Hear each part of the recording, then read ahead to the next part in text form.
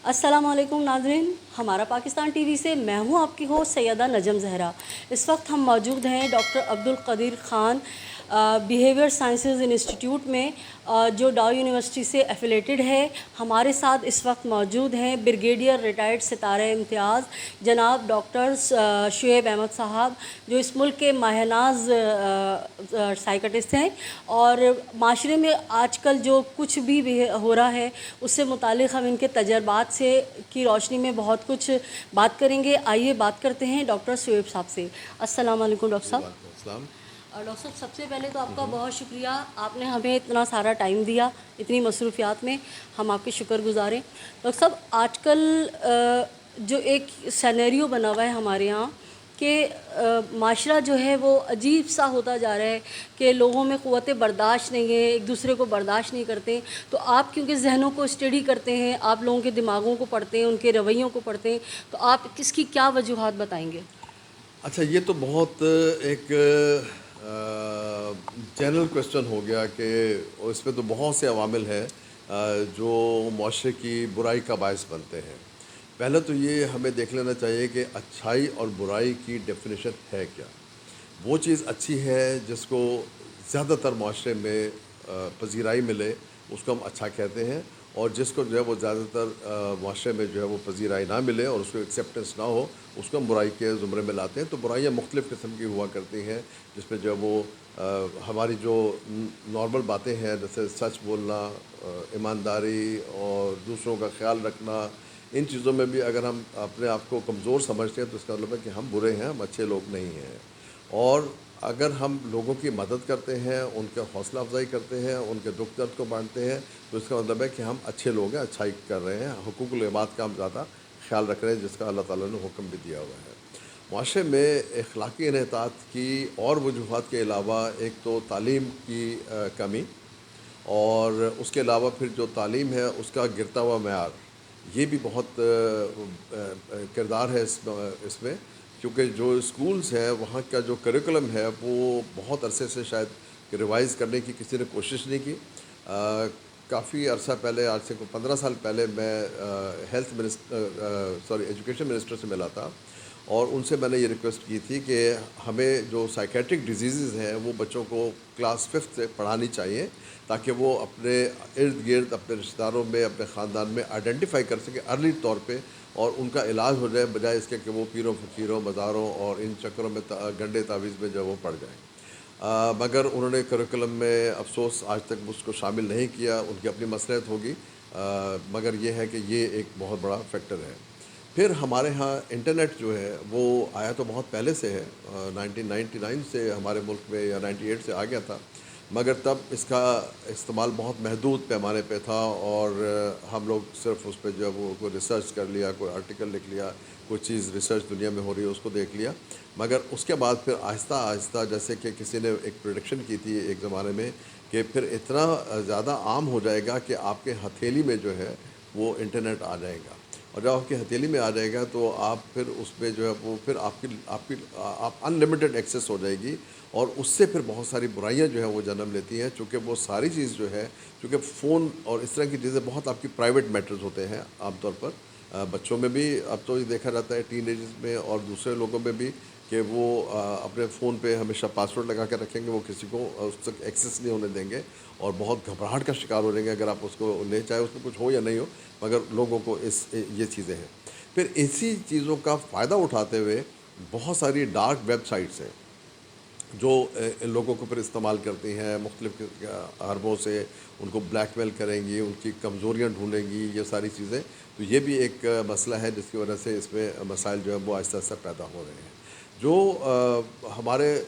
Adolescence का जो ज़माना है, जिसको हम जो है वो सन बलूगत कहते हैं, जब बच्चा जो है वो अपनी टीन एजेस से निकल के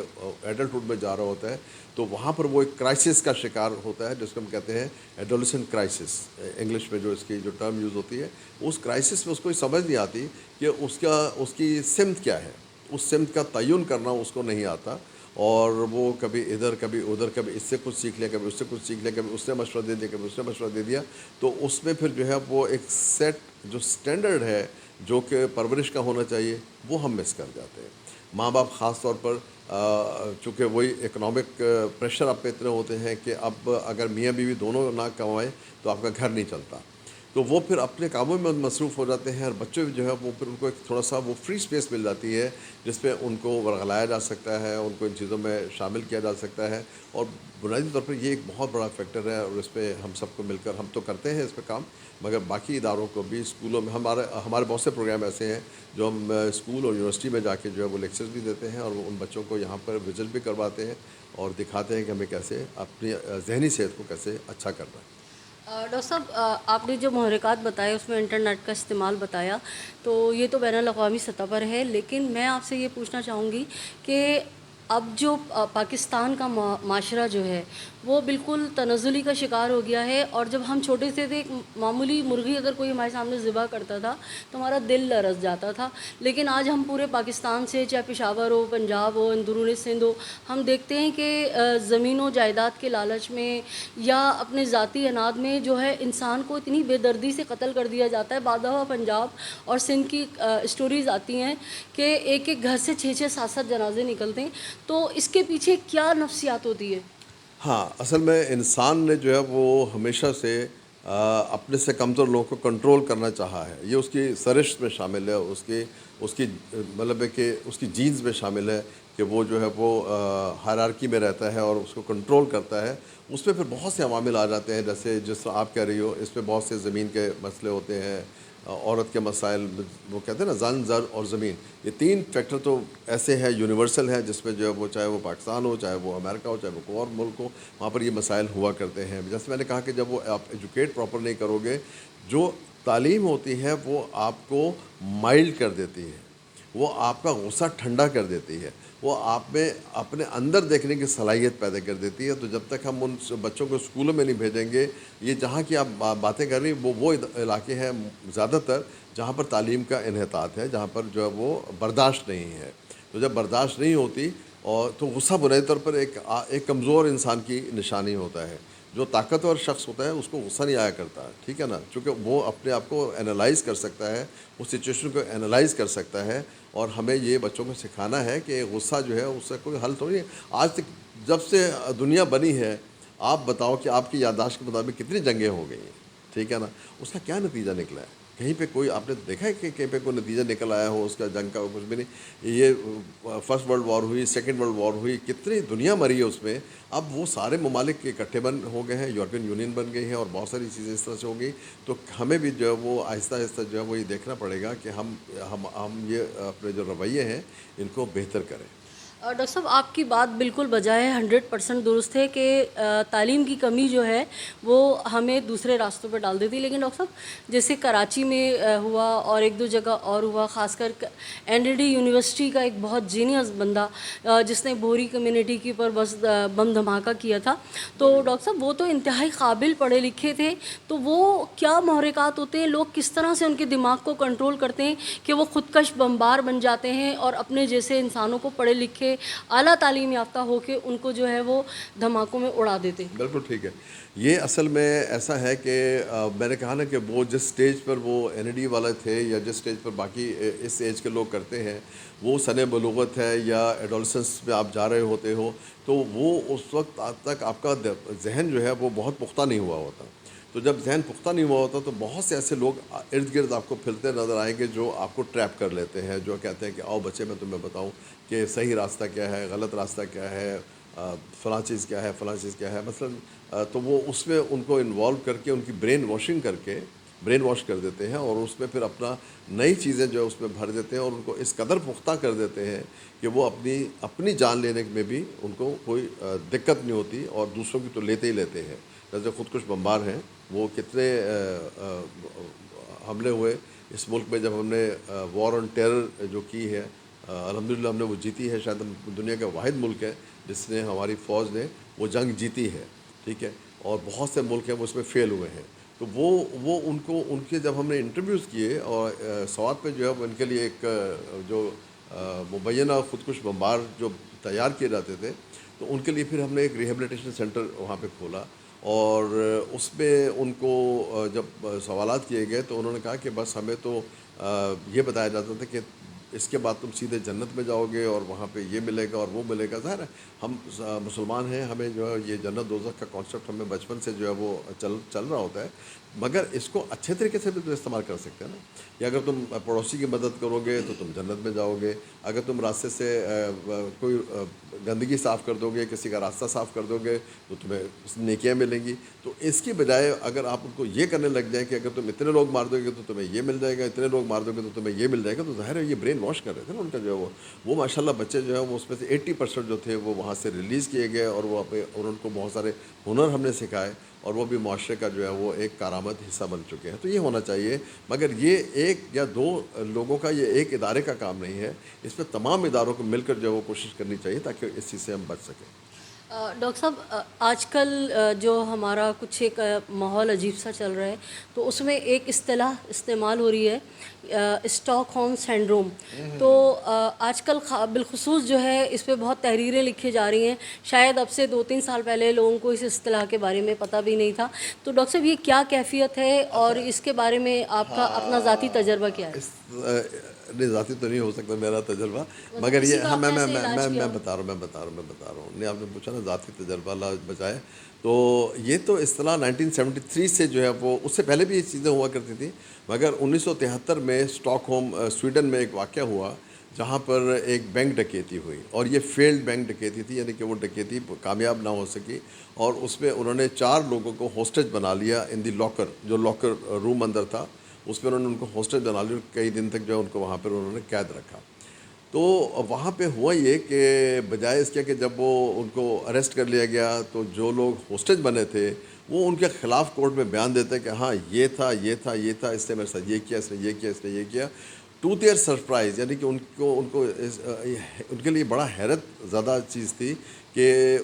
وہ لوگ جو تھے جو ہوسٹیج بنے ہوئے تھے, جن کو پکڑا ہوا تھا, انہوں نے ان کی تعریف کی اور کہا کہ یہ تو بہت اچھے لوگ تھے, انہوں نے ہمارا بڑا خیال رکھا, اور یہ صحیح اس کے لیے کام کر رہے ہیں, اور اس میں کوئی بری بات نہیں ہے. اور انہوں نے کہا کہ ہم ان کے خلاف کوئی بیان نہیں دیں گے عدالت کے اندر جو وہ. تو اس کو کہا گیا کہ جب جس کو پکڑ لیا گیا ہے, جس کو اغوا کر لیا گیا ہو, جب وہ محبت یا ایک ایسا جذبہ پیدا کر لے اپنے اغوا کار کے خلاف, تو اس کو اسٹاک ہوم سنڈروم کا نام دیا گیا. اچھا ڈاکٹر صاحب, بین الاقوامی اور اس کے بعد مجھے کوئی پاکستان کی ایسی مثالیں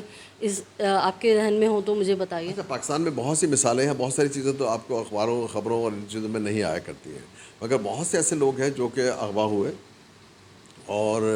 اس کے بعد وہ رکھا گیا وہاں پہ, مہینہ 2 مہینے رکھا گیا, کچے کے علاقے میں رکھا گیا, کچھ انڈسٹریز ہے کراچی کے. تو وہ بھی انہوں نے بھی یہ کہا کہ ہمارے ساتھ بہت اچھا, بڑے اچھے لوگ تھے, بیچارے صحیح کام کر رہے ہیں, ان کو دیکھو نا ان کی کوئی سنتا نہیں ہے اور یہ نہیں ہوتا. تو لگتا یہ تھا کہ جیسے وہ ان کے جیسے کہتے ہیں نا ڈیولز ایڈوکیٹ, وہ ان کے ایڈوکیٹ بن گئے کہ وہ تو ٹھیک کر رہے ہیں. ٹھیک ہے, تو یہ this is form of Stockholm syndrome, کیونکہ جب آپ کے اوپر کوئی زبردستی قبضہ کر لیتا ہے, جب آپ کے اوپر آپ کے خیالات کو, جذبات کو اور ان چیزوں کو کنٹرول کرنا شروع کر دیتا ہے, تو ایک طریقہ تو یہ ہوتا ہے کہ ہم اس سے لڑ پڑیں. ٹھیک ہے, اب اگر اس لڑنے میں آپ کو یہ پتہ ہے کہ اس کے پاس پستول ہے, ٹھیک ہے نا, یہ تو ہمیں گولی مار دے گا, تو آپ کیا کرتے ہو کہ آپ ان کے ساتھ ایک ریپو بنا لیتے ہو اور اچھا بہیو کرنا شروع کر دیتے ہو کہ شاید اس کو دیکھ کے وہ مائل ہو جائے اور میرے ساتھ رحم کرے. ٹھیک ہے, اور ایسا ہوتا بھی ہے. ٹھیک ہے, کیونکہ ہم انسان ہیں بیسیکلی, جو ہم ایک دوسرے کے بہت سارے وربل اور نان وربل جو کمیونیکیشن ہے اس کو سمجھتے ہیں. تو اس وجہ سے بھی یہ ہوا. ایک اور آپ کو میں مثال دیتا ہوں اس کی, اسٹاک ہوم سنڈروم کی, جو پاکستان کے حوالے سے اگر آپ کہتی ہو. جنرل ضیاء الحق کے زمانے میں ایک پاکستان کا طیارہ اغوا ہوا تھا. ٹیپو جو تھا وہ ہائی جیکر تھا, اور اس سے وہ جہاز جو ہے وہ یہاں سے پشاور سے اغوا کیا, اور اس کے مطلب ہائی جیک کیا, اور اس کو وہ کابل لے گیا, اور کابل سے پھر وہ سیریا لے گیا. وہاں پر بھی جو لوگ, میرا ایک دوست اس جہاز کا فلائٹ انجینئر تھا, وہ میرا کافی اچھا دوست تھا. تو اس نے جب وہ رہا ہو گیا تھا فائنلی, تو اس نے بتایا تھا کہ وہ ٹیپو ہمارے ساتھ اتنا دوست بن گیا تھا, سب لوگوں کے ساتھ جو ہے وہ گپے میں لگاتا تھا, وہ اپنی گن جو ہے نا وہ ایسے ٹیبل پہ رکھ کے ایسے گھما بھی دیتا تھا کہ بھائی جس سے اٹھانی اٹھا لو, لائک دیٹ. ٹھیک ہے, تو وہ یہ سارا اسٹاک ہوم تھا. یہ ایک پورا جو ہے نا وہ ایک وہ فیئر فیکٹر, پھر اس کے بعد اس چیز میں چینج ہو جاتا ہے کہ ہم اس کیپٹر کے خلاف کر تو کچھ سکتے نہیں ہیں, تو کیوں نہ ہم اس سے دوستی کر لیں. تو یہ ہمارے نزدیکی اس میں ایک واقعہ یہ ہو چکا ہے. بہت ساری ایسی مثالیں ہیں. اب آپ کا تو ٹائم اتنا ڈاکٹر صاحب ابھی آپ آف کیمرہ مجھے سیریا کی اور ایک اور کسی ملک کی بتا رہے تھے، مختصراً وہ بھی ذرا مجھے بتائیں۔ اچھا، سیریا میں بھی یہ ہوا کہ جو داعش کے لوگ جب آئے وہاں پہ اور انہوں نے گاؤں کو گاؤں جو وہ ملیمیٹ کر دیے اور وہاں پہ بچوں کو عورتوں کو پکڑ لیا، تو جب انہوں نے وہاں پہ قبضہ کر لیا تو انہی میں سے بہت سی خواتین نے ان سے شادیاں کر لی، ٹھیک، اور شادیاں بھی کر لیں اور پھر باقاعدہ وہ بھی وہی اسی طرح سے ٹیررسٹ بن گئی، انہوں نے دھماکے بھی کیے اور یہ ساری چیزیں کی۔ یہ بھی اسٹاک ہوم سنڈروم ہی کا جو ہے وہ ایک کڑی ہے۔ پھر میں ابھی آپ کو مثال دوں کہ ابھی ایک وہ منی ہائسٹ کے نام سے ایک سیریز آئی تھی، تو اس میں وہ دیکھیں کہ وہ بھی بینک کو لوٹتے ہیں اور پھر وہاں پر جو ہے وہ پکڑے جاتے ہیں، تو وہاں پہ بھی جو وہ جو ایک ان ساروں نے اپنے نام یوں رکھے ہوتے ہیں کہ اس کا نام جو ہے وہ برلن ہے، اس کا نام نیو یارک ہے، جو ڈاکو ہوتے ہیں، اور اس کا نام فلانا ہے، شہروں کے نام پہ رکھے ہوتے ہیں۔ تو اسی میں ایک لڑکی جو ہے وہ ان کے ساتھ محبت میں گرفتار ہو جاتی ہے کیپٹرز کے ساتھ، اور وہ ان کے ساتھ دینے لگ جاتی ہے، تو پھر وہ اس کا نام اسٹاک ہوم رکھ دیتے ہیں، شاید اسی سے وہ ہو کے کہ اس کا جی۔ بالکل ڈاکٹر صاحب، اگر آپ کی اجازت ہو تو آج کل کچھ ہماری بچیوں کے اغوا کے کیس ہو رہے ہیں، جس میں ایک بہت مشہور کیس ہے دعا زہرا کا، تو یقیناً آپ نے بھی اس کی جو ویڈیوز وائرل ہوئی ہیں، جو مختلف ذرائع سے ویڈیوز نے اپلوڈ کی ہیں، تو اس کی کیفیت دیکھ کے کہ آپ کو لگتا ہے کہ یہ بچیاں جیسے دعا زہرا ہے، نمرہ کاظمی ہے، اور ابھی ایک ام ہانی کا ایک نیا کیس ہے، میں رات ہی کو کور کر آئی ہوں، تو ڈاکٹر صاحب آپ کو لگتا ہے کہ یہ بھی اسٹاک ہوم سنڈروم کی ہوں گی؟ اور کیونکہ یقیناً آپ ماہر نفسیات ہیں تو آپ یہ ویڈیوز وغیرہ آپ کی نظروں سے گزری ہوں گی۔ اچھا، اتفاق سے میں نے وہ ویڈیوز نہیں دیکھی، سوری، اتنی مصروفیت ہوتی ہے کہ اتنا ٹائم نہیں ملتا، مگر میڈیا پہ ضرور میں نے جو وہ پڑھا بھی ہے اور ان کے بارے میں دیکھا بھی ہے، اخبار میں خاص طور پہ جو ہے وہ، اور آئی ڈونٹ نو، اب وہ یہ کیس چونکہ کورٹ میں ہے تو یہ سب جوڈس ہو جاتا ہے، آپ اس پہ کامنٹ نہیں کر سکتے، جو بھی کیس کورٹ میں چل رہا ہو، تو میں اس کے بارے میں تو کچھ نہیں کہہ سکتا، مگر جو ایسی میں نے جو پتہ لگا وہ یہ تھا کہ ان دونوں بچوں کی دوستی جو ہے وہ کسی ویڈیو گیم کے تھرو ہوئی تھی، اور پھر وہ دوستی بڑھتے بڑھتے وہ اس پہ آ گئی کہ وہ اس کو آ کے وہ لے گیا یا وہ چلی گئی، اب اس کا بھی جو بہت زیادہ کلیئر مجھے نہیں معلوم، مگر کیا ہم اس کو اسٹاک ہوم سنڈروم کہیں گے یا نہیں کہیں گے یہ ابھی تک ڈیبیٹیبل ہے، انٹل انلیس کہ میں اس بچی کا انٹرویو نہ کر لوں، اس لڑکے کا انٹرویو نہ کر لوں، ٹھیک ہے، تو میں اس پہ سوری میں کامنٹ نہیں دے سکتا، مے بی اس کا شاخسانہ ہو یا اسی طرح کا وہ ہو، لیکن یہ ہے کہ جب تک کہ آپ فزیکلی پرسنلی نہیں دیکھتے تو اس پہ کامنٹ کرنا مشکل ہو جاتا ہے۔ ڈاکٹر صاحب آپ نے ایک بہت اچھی بات کی کہ جو معاملہ عدالت میں چل رہا ہے میں اس پہ کمنٹ نہیں کر سکتا، بالکل ہمیں اپنی عدلیہ کا احترام کرنا چاہیے اور ہم کرتے ہیں۔ ڈاکٹر صاحب فرض کریں کہ اگر دعا زہرا کا یہ دیتے ہیں اس طرح والدین کے حوالے کرتے ہیں، تو اگر اس کو واقعی کوئی اچھا ماہر نفسیات چیک کرتا ہے تو یہ چیز اس کے ذہن سے پڑھ لی جائے گی، اور آپ کا کون سا ایسا طریقہ ہوتا ہے کہ آپ علاج کرتے ہیں، کوئی دوا دیتے ہیں، کوئی انجیکشن دیتے ہیں، یا جیسے ہم نے مختلف بچپن سے پڑھتے ہیں ہپناٹائز کرتے ہیں، تو آپ لوگوں کا کیا طریقہ ہوتا ہے؟ جی بالکل، سائیکیٹری میں ہم لوگ اس طرح کے لوگوں کو پہلے تو ایک نارمل انٹرویو کیا جاتا ہے، اور اس کے بعد ہمارا جو برین ہے وہ دو بڑے حصوں پر، یا ہماری جو سوچ ہے یا ذہن ہے وہ ایک اس کا جو ہے وہ حصہ کانشیس ہوتا ہے جو بہت چھوٹا ہوتا ہے، اور ایک حصہ اس کا انکانشیس ہوتا ہے جو بہت بڑا ہوتا ہے، تو بہت ساری چیزیں ہمارے انکانشیس میں پڑی رہتی ہیں جو بچپن سے چل رہی ہیں، اور ایسے واقعات میں جہاں پر اتنے زیادہ سٹریسفل سچویشن ہوتی ہے تو ہم کبھی کبھی وہ ہمارا مائنڈ خود بخود ان کو انکانشیس میں لے جاتا ہے اور وہاں پہ جا کے ڈال دیتا ہے۔ اب وہ جب آپ نارمل بات چیت کرتے ہو تو وہ پھر آپ کو عیاں نہیں ہوتی وہ چیز جب آپ اس طرح سے بات کرتے ہو، لیکن جب ہم ان کو ایک طریقہ ہوتا ہے ایبریکشن کا، اور ایبریکشن جو ہے وہ اس میں ہیپنوٹزم بھی یوز ہوتا ہے، اور ایک اس میں جو ہے وہ کیمیکل بھی یوز ہوتا ہے، ٹھیک ہے، جس کو ہم ٹروتھ سیرم کہتے ہیں، تو ہم وہ انجیکٹ کرتے ہیں اور اس میں پھر پیشنٹ کو لے کے جاتے ہیں اس کے پاسٹ میں، اور پھر آہستہ آہستہ اس کو لے کر وہاں پہ لاتے ہیں جہاں پر اس نے یہ ایکٹیویٹی شروع کی یا جہاں پر اس کے ساتھ یہ واقعات ہوئے، اور پھر ہم اسی میں جو ہے وہ ان 2 3 4 سیشنز جو ہے اس کو کنورٹ کرتے ہیں، اس کو واپس لے کر جاتے ہیں ٹوورڈز نارملسی، کہ آپ کو نارمل لائف کیا گزارنی ہے اور آپ کو اصل میں جو ہے وہ اس میں کیا چیز آپ کے ساتھ ہونی چاہیے۔ یہ ایک بڑا مستند طریقہ ہے، پوری دنیا میں استعمال ہوتا ہے، جس کو ہم ایبریکشن کا وہ اردو مجھے اس کی نہیں پتہ، مگر اس کو ایبریکشن انگلش کا لفظ ہے، ایبریکشن کہا جاتا ہے اس کو. ڈاکٹر صاحب یہ جو نفسیاتی کیفیت ہوتی ہے انسان کی، اس کا علاج کرنے میں کم از کم کتنا وقت درکار ہوتا ہے؟ ڈپینڈ کرتا ہے سیویرٹی کے اوپر. اگر تو بہت سیویئر ہے تو پھر کافی لمبا عرصہ لگ جائے گا، آپ کو 3 مہینے بھی لگ جائیں گے، آپ کو 6 مہینے بھی لگ جائیں گے، ٹھیک ہے نا. مگر اگر بہت ریسنٹ وہ ہے، بہت چھوٹا عرصے کا وہ ہے، تو مے بی کہ جو ہے آپ کو مہینے 1.5 مہینے میں جو ہے وہ اچھے ریزلٹس مل جاتے ہیں. ہم شکریہ ادا کریں گے ایگزیکٹو ڈائریکٹر جناب شعیب احمد صاحب کا کہ انہوں نے ہمیں اتنا اپنا قیمتی وقت دیا اور ہم کو اتنی تفصیل سے انسانی رویوں کے بارے میں بہت زبردست ہمیں جو ہے بتایا، اور ہمیں بہت کچھ سیکھنے کو ملا. ڈاکٹر صاحب آپ کا بہت بہت شکریہ. جی آپ کا بھی بہت شکریہ کہ آپ نے جو وہ ٹائم نکالا، اور یہ میرا بڑا سینسٹیو ٹاپک ہے. ویری گڈ، میں آپ کو شاباش دیتا ہوں کہ آپ نے اس کو چوز کیا. اور اس سے یہ ہوتا ہے کہ ہمارے جو لوگ جن کی رسائی نہیں ہے باقی چیزوں کے ساتھ، تو جب وہ آپ کا چینل دیکھتے ہیں تو ان کو انسائٹ آ جائے گی، ان کو معلومات مل جائیں گی، اور وہ تھوڑا سا نظر بھی رکھیں گے. اور میرا مشورہ یہ بھی ہے کہ تھوڑا سا جو نا وہ بچوں کی میچورٹی تک تھوڑا سا کوشش کیجیے کہ ان کو بہت ساری چیزوں کی مطلب ہے کہ فری ایکسیس نہ دیں. آپ تھوڑا سا اس پہ، اب تو بہت وہ ہے پیرنٹل پاسورڈ آتے ہیں، ساری چیزیں آتی ہیں، اس کو یوٹیلائز کریں، ورنہ پھر جو وہ کسی کے ساتھ بھی اس طرح کا واقعہ ہو سکتا ہے. اور یہ بڑا ڈیوسٹیٹنگ ہے. مجھے یاد ہے کہ جب وہ بچی گم ہوئی تھی تو ہم سب بہت افسردہ تھے، اور سب سوشل میڈیا کیمپین چلا رہا تھا، مسجد سے اعلان ہوئے تھے، سارا کچھ ہوا تھا، اور ہم سب دعا گو تھے کہ وہ خیر خیریت سے ہو. بہرحال جب وہ اس کا پھر ڈراپ سین ہوا تو ہمیں پتہ لگا کہ اصل میں معاملہ کیا ہے. تو احتیاط کرنی چاہیے آپ لوگوں کو. شکریہ. جی بالکل ڈاکٹر صاحب، احتیاط کی ضرورت ہے. اور ہمیں آپ نے بالکل بہت اچھی بات کہی کہ والدین جب وہ معاشی حیوان ایک طرح سے بن جاتے ہیں، کمانے کی دوڑ میں لگ جاتے ہیں گھر کو چلانے کے لیے، تو وہ بچوں میں سے توجہ جو ہے وہ کم ہو جاتی ہے، اور اس وجہ سے جو ہے بچے بہرہ روی کا شکار ہو جاتے ہیں یا کسی کے ہاتھ کا کھلونا بن جاتے ہیں. ڈاکٹر صاحب نے ہم سے بہت اچھی باتیں کی، ہم ان کا ایک بار پھر شکریہ ادا کریں گے. اپنی ہوسٹ سیدہ نجم زہرا کو اجازت دیجیے. ہمارا پاکستان ٹی وی چینل اگر آپ نے ابھی تک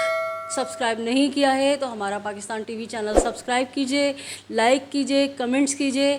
اور اپنے اطراف میں بسنے والوں کا سب کا خیال رکھیے، اپنا بہت سا خیال رکھیے. دیکھتے رہیے ہمارا پاکستان ٹی وی. اللہ نگہبان.